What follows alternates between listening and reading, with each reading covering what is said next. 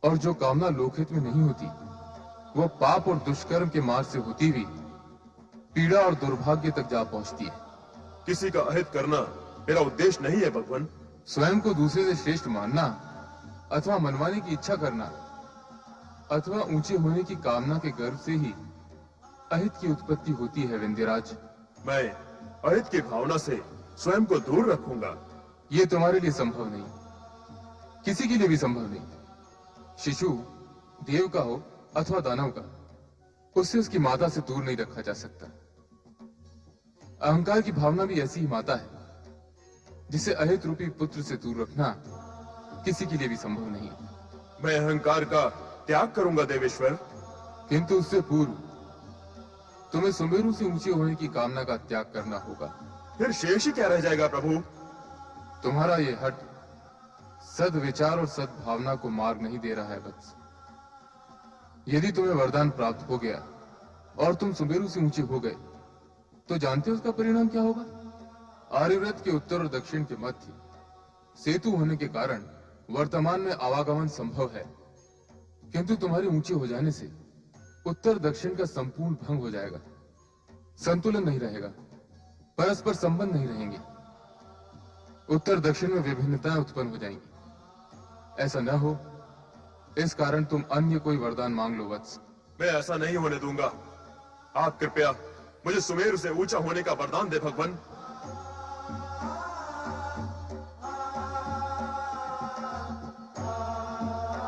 तथास्तु। किंतु विंध्यराज, ये भी स्मरण रखना कि इस वरदान के दुष्परिणामों का दायित्व भी तुम्हारा ही होगा। प्रणाम प्रभु।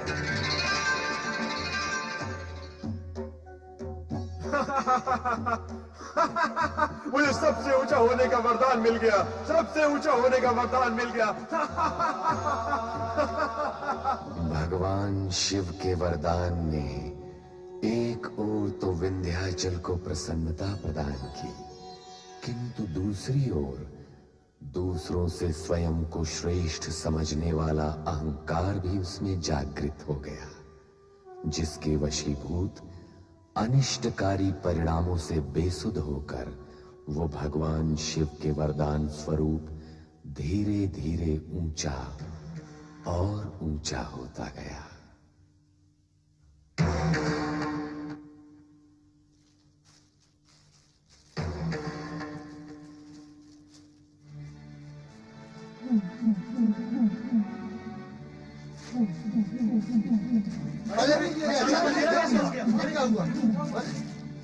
ये अंधेरा कैसा कैसा कैसा अंधेरा?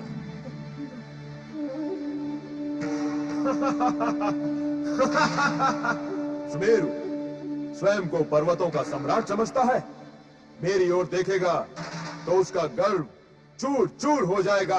यदि अंधेरा नहीं हटा तो नर नारी पशु पक्षी जीव जंतुओं का क्या होगा? रोग फैल सकते हैं, अकाल मृत्यु हो सकती है। इस प्रकार तो हमारा जीवन छिन्न भिन्न हो जाएगा। आओ अगस्त ऋषि के पास चलते हैं, वही हमारी रक्षा का उपाय बताएंगे।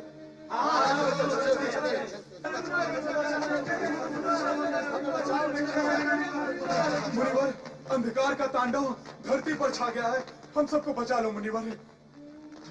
ये कैसा अंधकार है?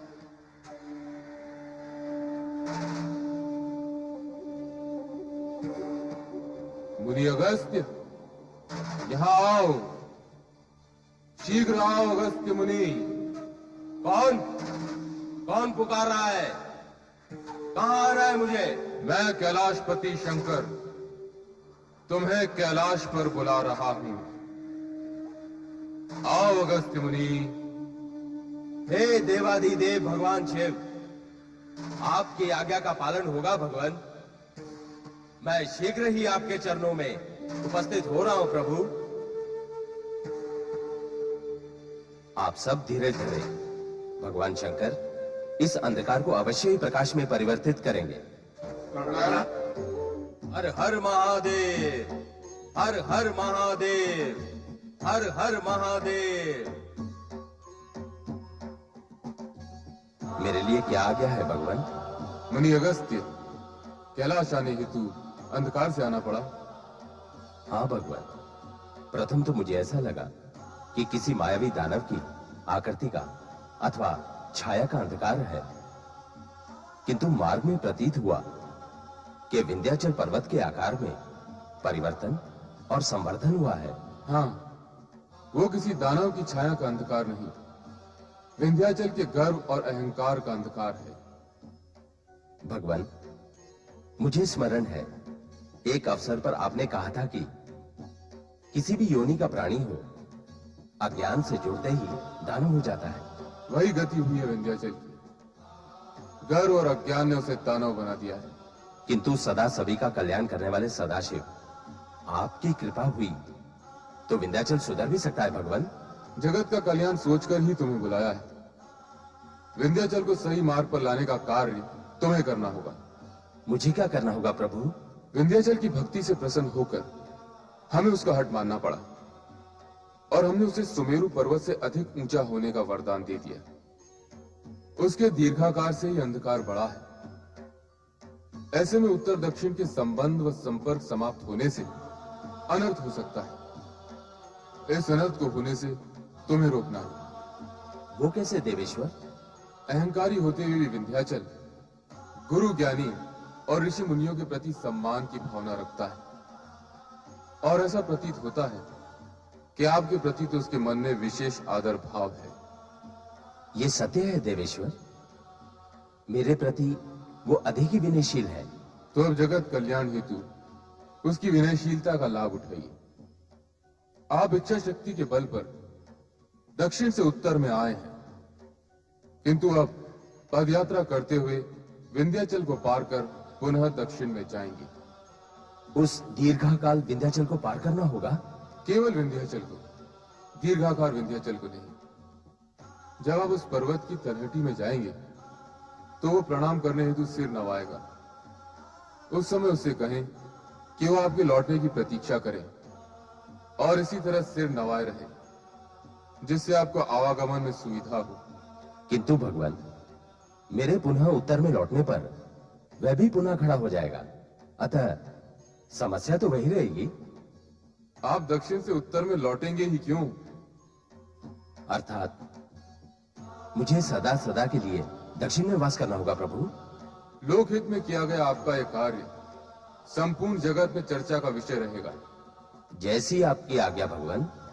प्रणाम। हर हर महादेव, हर हर महादेव, हर हर महादेव।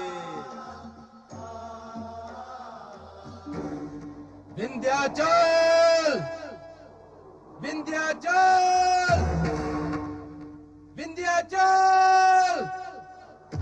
मैं अगस्त तुम्हें कब से पुकार रहा हूँ, क्या तुम्हें मेरी पुकार सुनाई नहीं दे रही है? गुरु अगस्त, मेरा प्रणाम स्वीकार करें मुनिवर। प्रणाम करने की ये कौन सी प्रणाली है विंध्याचल?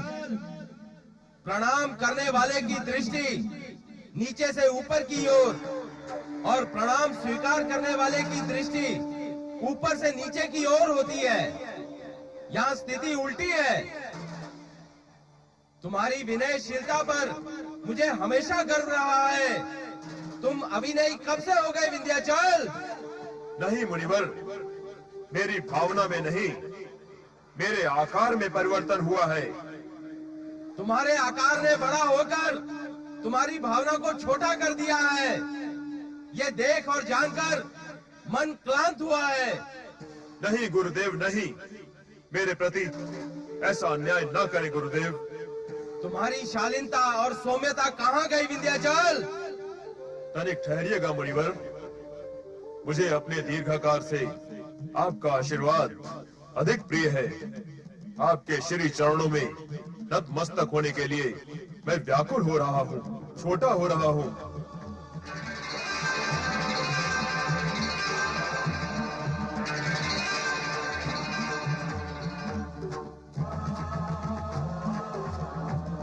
मुनिवर को विंध्याचल का प्रणाम। सुमत और सद्बुद्धि सदैव तुम्हारे साथ रहे। मेरे लौट के आने तक तुम इसी तरह झुके रहना विंध्याचल। ऐसी कठोर आज्ञा क्यों मुनिवर?